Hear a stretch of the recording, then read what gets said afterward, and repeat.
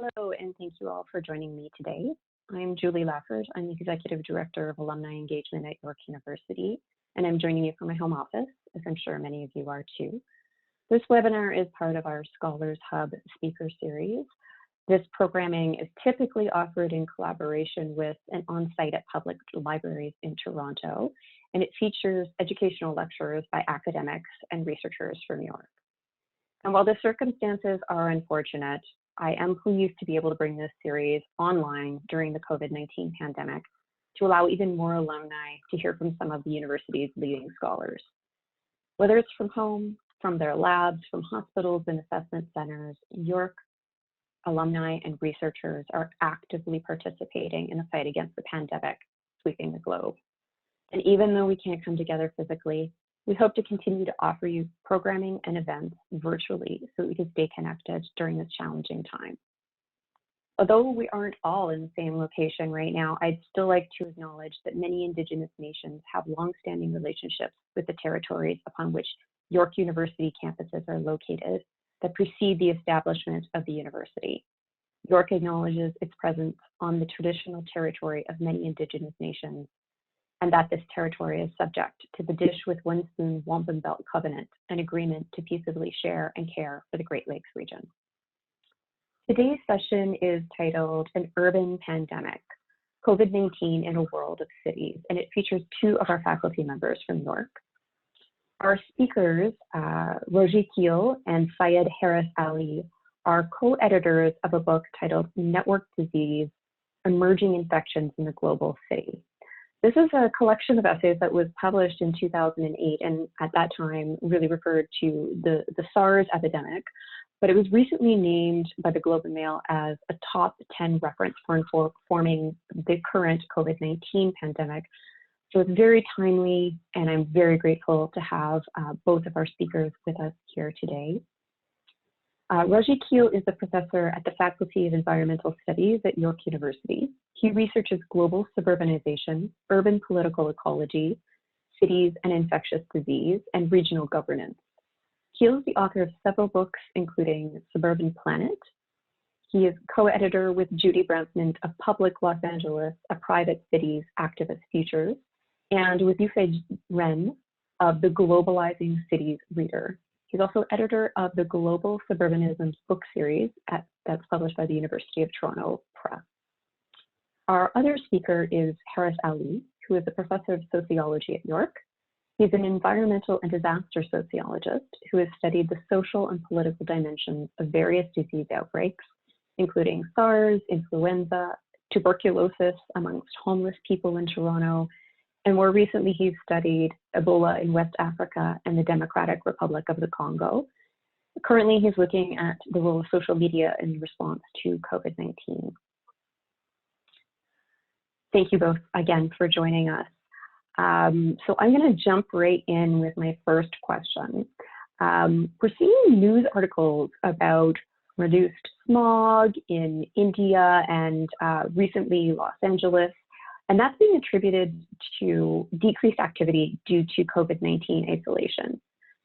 Can you tell me a little bit more about what are the environmental implications of COVID-19?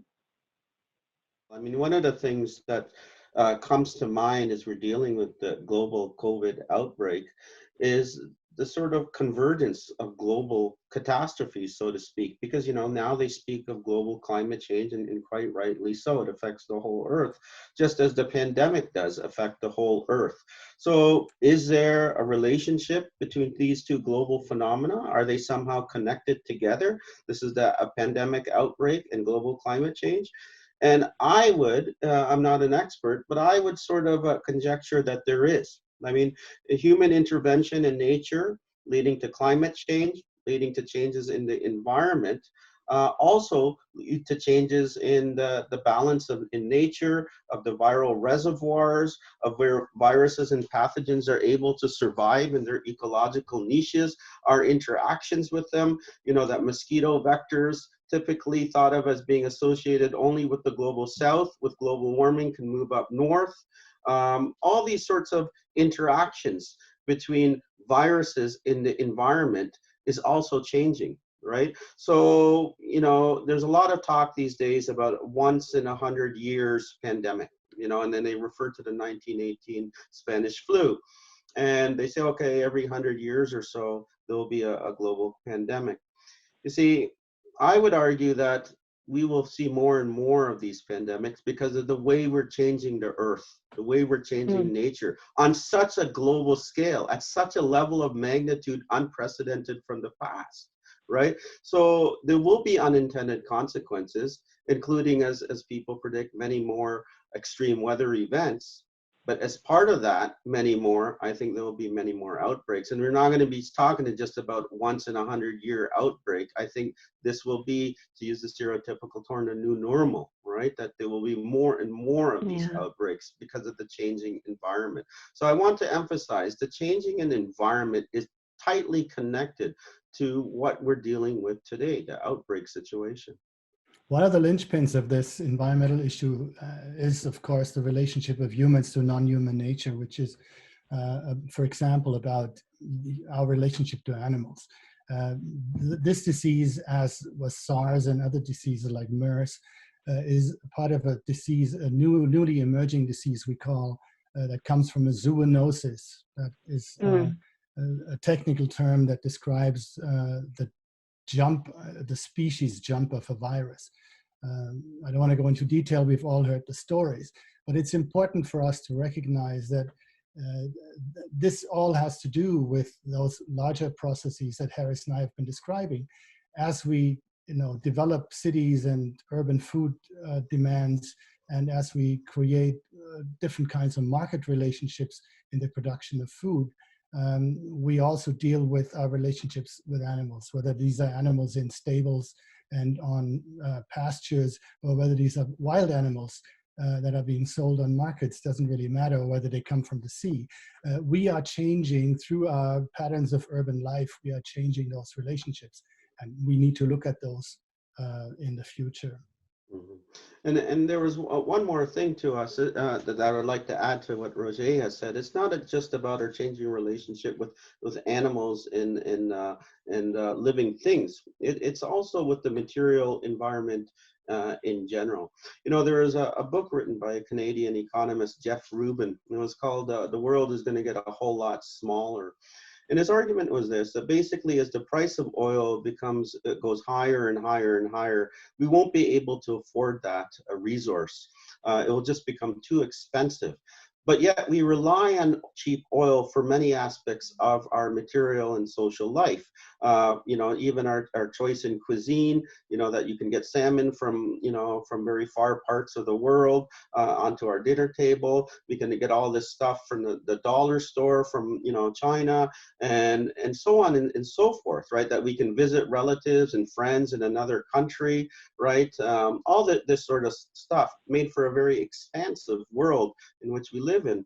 And Jeff Rubin argued, well, it's all based on oil, and if the price is too much, our world is going to shrink, that we will not be able to, for example, commute such large distances to work, commute such large distances to visit friends and relatives. Everything will have to be more local, right? And we'll be forced into it, right? But I wonder now that, after this COVID-19 great social experiment, national experiment,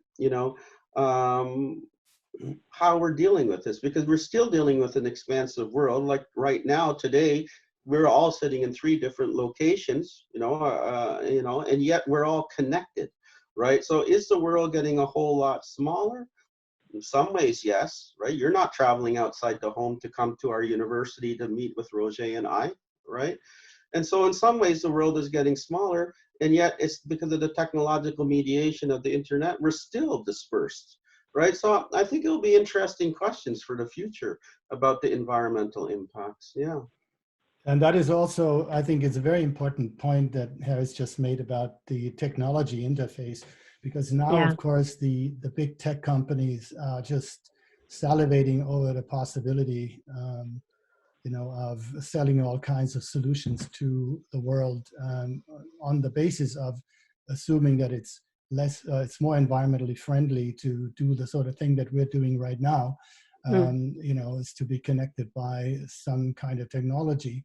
And the firm that allows us to do this, for example, the brand name, which I don't necessarily need to name because we all know it, that brand name was not known to most Canadians just 6 weeks ago.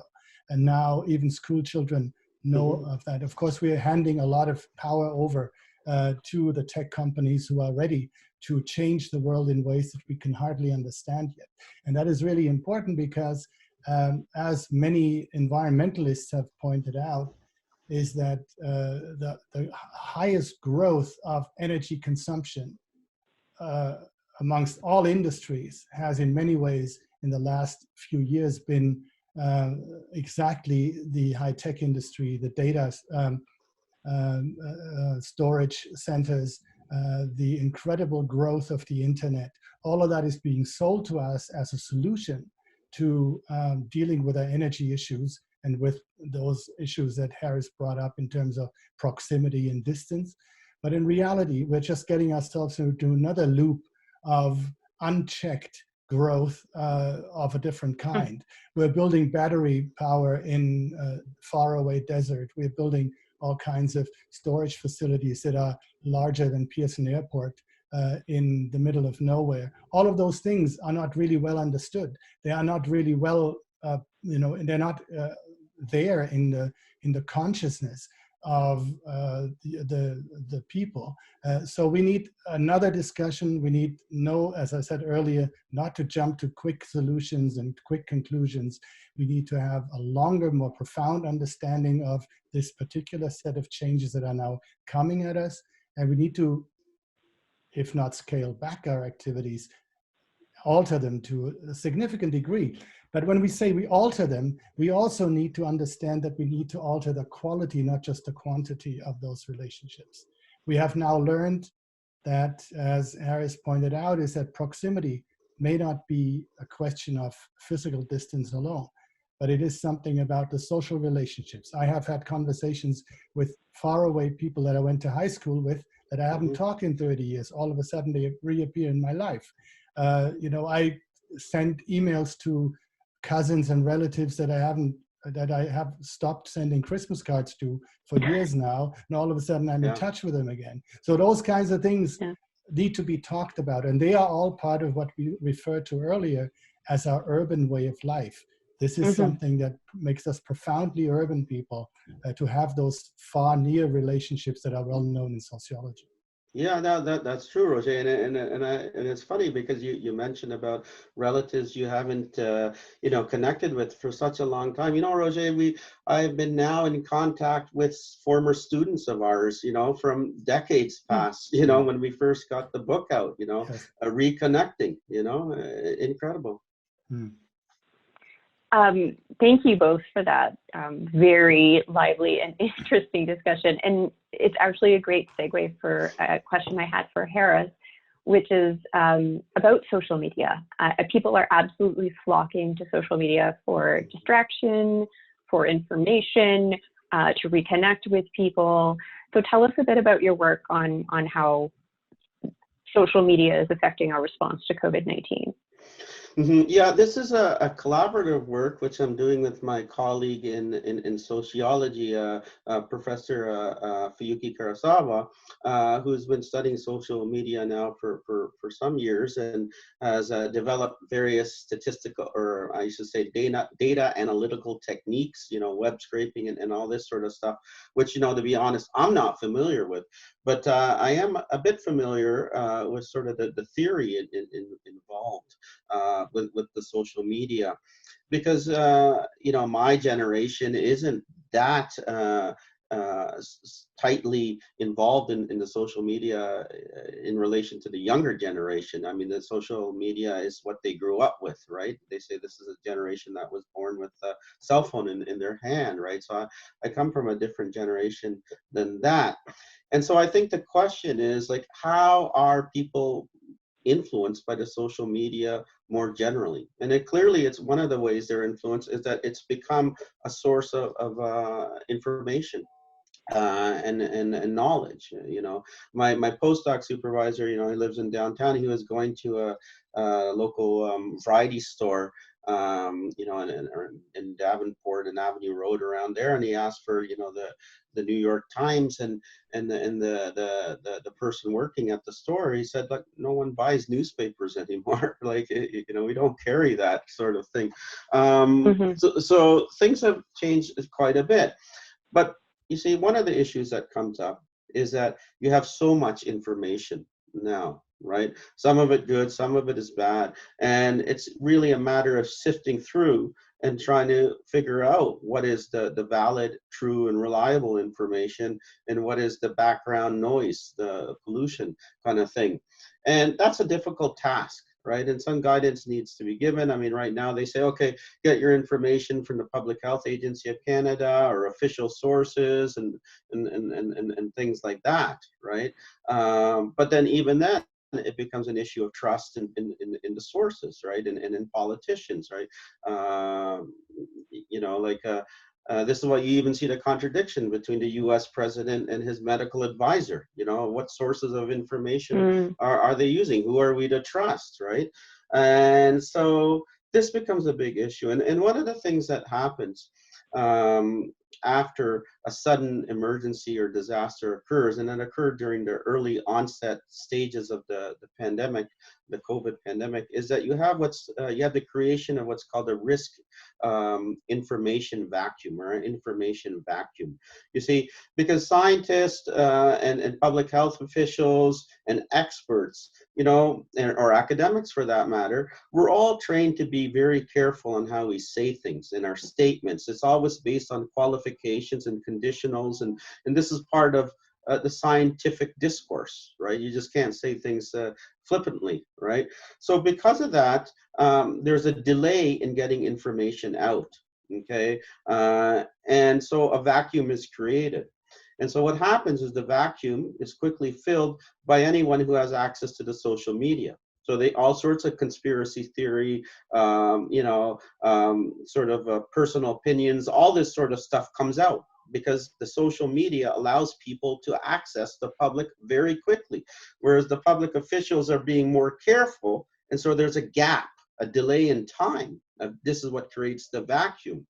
And that can be exploited by the various people who, you know, want to scapegoat others or have conspiracy theories or whatever, right? And it adds to the background noise, right? So this is one of the things about social media, this risk information vacuum, right? And how to deal with that, right?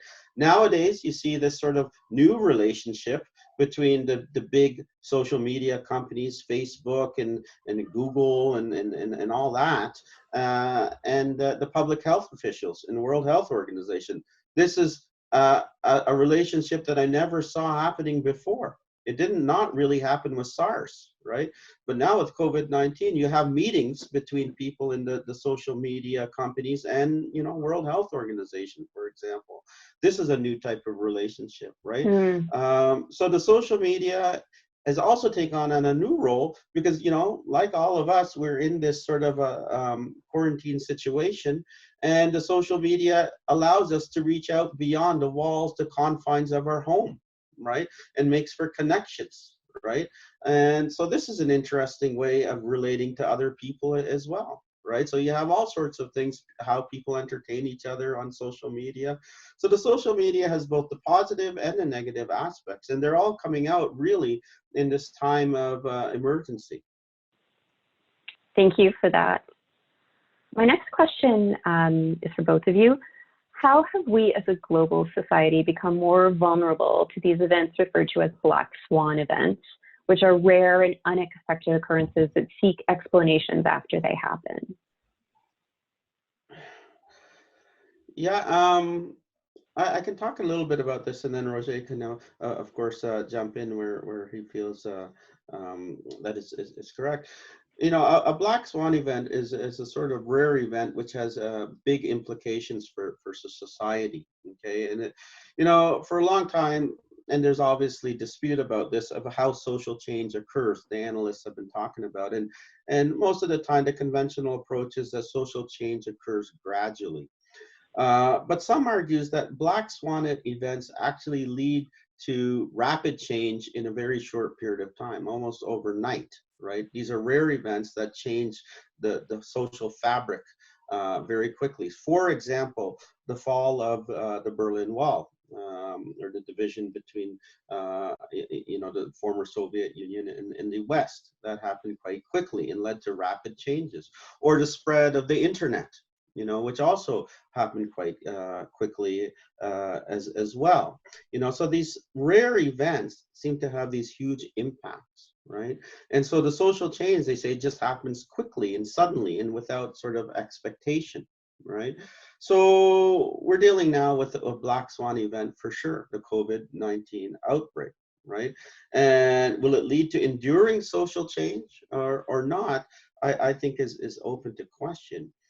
But one of the things which has left sort of the world more, how you say, vulnerable to black swan events is the network quality of our world. You see, network has certain properties.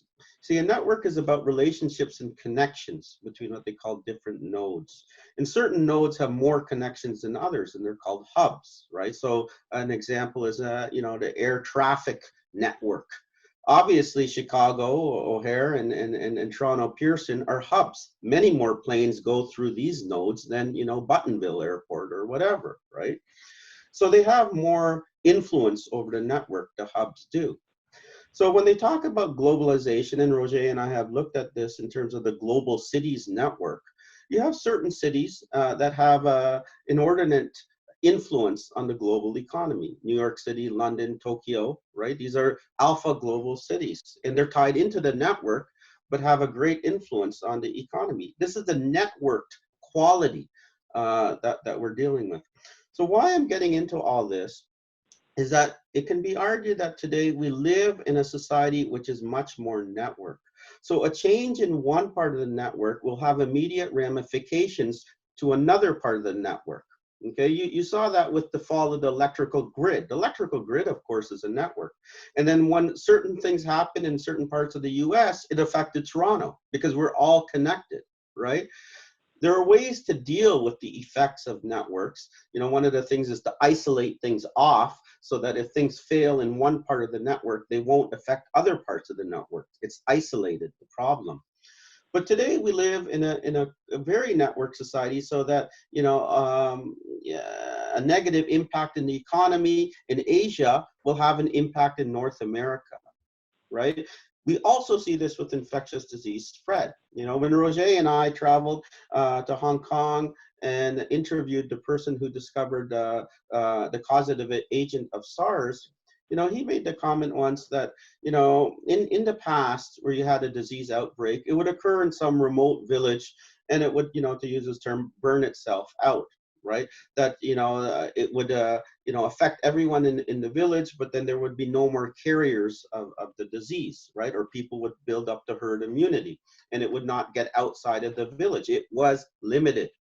But today, because of the network quality of our lives, no disease outbreak will ever be limited like that anymore. You will have a relative who lives in a big city who visits his relative who lives in the village, gets exposed to the virus inadvertently, still feels okay, goes back to the city, talks with his cousin who goes back to, Frankfurt or whatever, right? You're talking about global interconnections at a level that didn't exist in the past, right? So we are vulnerable to diseases and other sort of catastrophes because of the network quality of our lives today.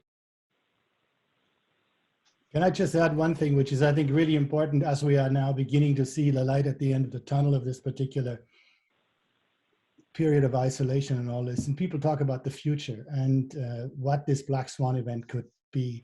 One of the things we must understand is that in the financial crisis of 2008, 2009, a lot of people said, this is the end of capitalism, this is the end of the power of the banks, this is the end of financial regimes. None of that came true. In fact, the financial industry, and particularly those sectors that brought us that crisis in 2008-9 in the real estate industry, in the mortgage industry, and the financialization of housing, they are stronger than ever. So the outcome of a Black Swan event, the political outcome, isn't always the expected outcome. It can be quite the opposite, or it can go into directions that we cannot yet foresee, and that may actually make things worse. So we have to be very much on our toes in the next few weeks and months to keep those undesired consequences from happening, because they will be happening. Thank you for that. I have a final question for you. How has or will COVID-19 impact different generations? So baby boomers, Gen X, millennials, and so on. And will any of this lead to changing institutional landscapes for education, long-term care, or other services? Yeah, this is a central question. And that's one of those things where we can actually take this as an example of what will happen now in terms of outcomes of this event, where we have to make decisions on which way to go. All modern societies are built on compromises between generations. I'm not big in believing that there are hard boundaries between generations. I mean, where do the boomers end? Sometimes I'm a boomer, sometimes I'm just out of the boomer generation because I was born at the end of the boomer period. And sometimes, you know, my kids are this generation and another generation. That doesn't really matter. Whoever is a millennial right now actually doesn't want to be a millennial because so many bad things have been said about millennials as they have been said about boomers. So it's difficult to build a firm analysis on a generational issue, but all generations, all societies make compromises between generations, and they have compacts between generations. The typical one is old age security.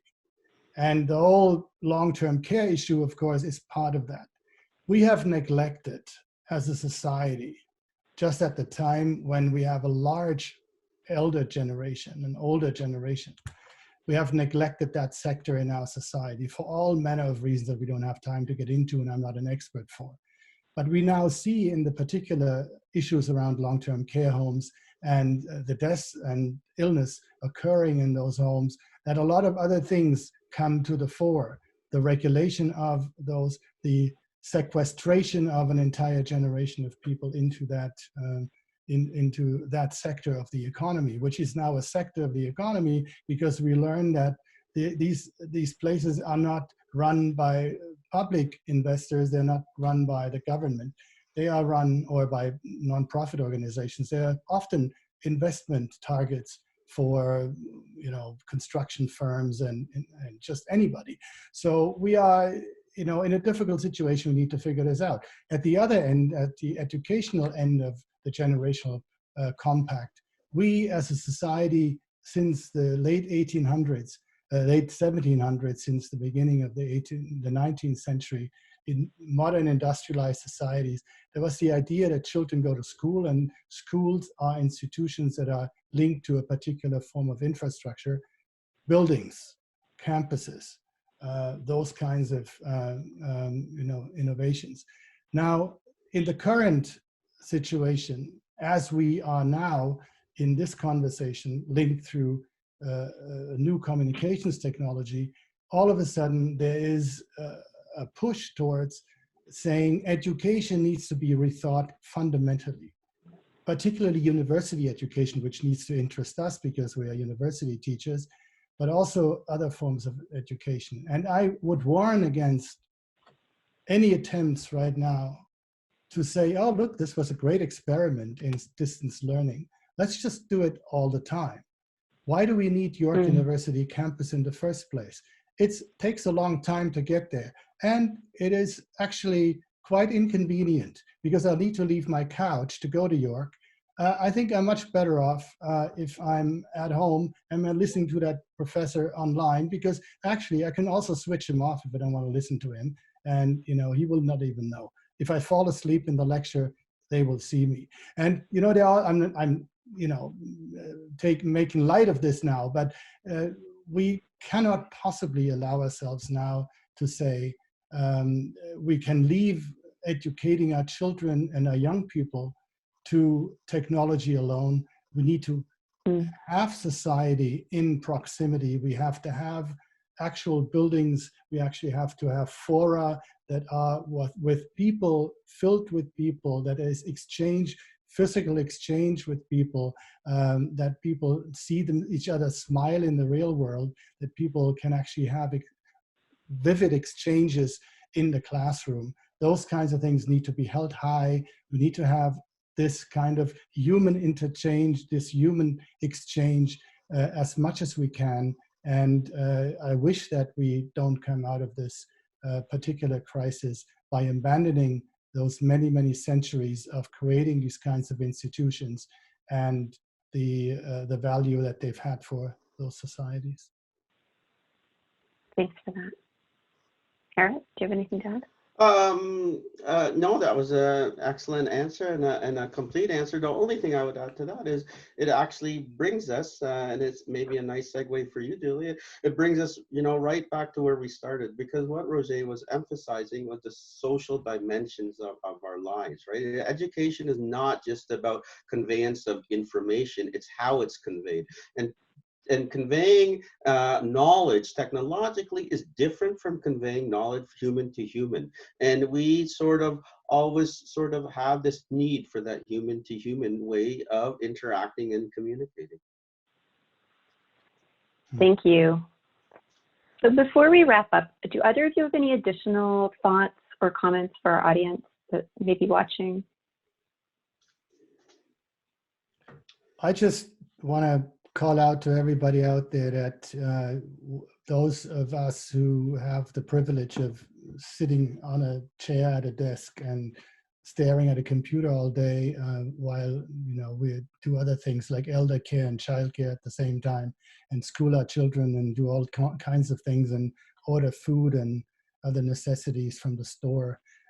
Let's be absolutely clear that the type of urban networks that Harris and I study are well and alive as we are sitting at home in isolation, that there are many people in orange and yellow vests out there helping us to survive, who fix our water mains when they break and bring electricity and the internet to us and pick up our garbage and produce the wonderful food that we eat and bring it to the stores and the grocery stores. And all of that still works. And so the city isn't entirely dead. The city is alive with people who take great risks every day to bring us the necessities that we have to survive in this very difficult crisis. And we haven't heard anything about food chains being interrupted. The trucks from California are still running to the Canadian urban centers. Those kinds of things will thin out at some point, but it is important to recognize the labor that goes into it, and not only of course, need to be mentioned, the front-line healthcare workers who we all cherish in what they do in the people in the long-term care homes, but it's also those invisible people who bring us all that other stuff. And that is really important, that I wanted to mention that, because they are part of the urban fabric that is part of the subject to the research that Harris and I have been doing. Thank you, well said. So thank you both again for that very informative, very engaging discussion. Really appreciate you taking the time out to spend it with me and with all of our York alumni and friends. Thank you very much, Julie. It's a pleasure. And to our alumni and friends watching this, I hope that you'll join us for our next Scholars Hub online lecture, which is taking place live next Wednesday, April 22nd at 12 p.m. It's going to feature Professor Andrew Maxwell speaking about innovation during times of disruption, and it will also be posted to YouTube. And speaking of YouTube, we'll put a link to our website in the description box below, where you can find a full list of our upcoming Scholars Hub webinars. In the meantime, I hope on behalf of all of York University, I hope everybody watching is staying safe and healthy. Be well.